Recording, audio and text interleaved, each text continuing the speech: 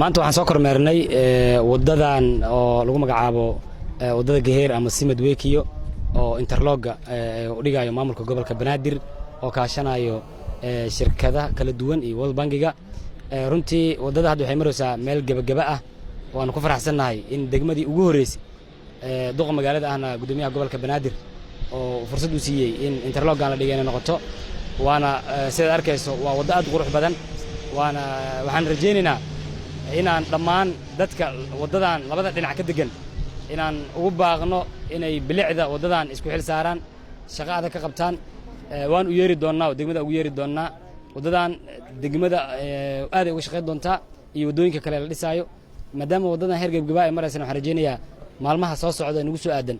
in maamulka gobolka Banaadir ugu sareeyo duqa magaalada Muqdisho aan gudoomiyaha gobolka Banaadir uu xariga nooga jari doona haduu eebe idmo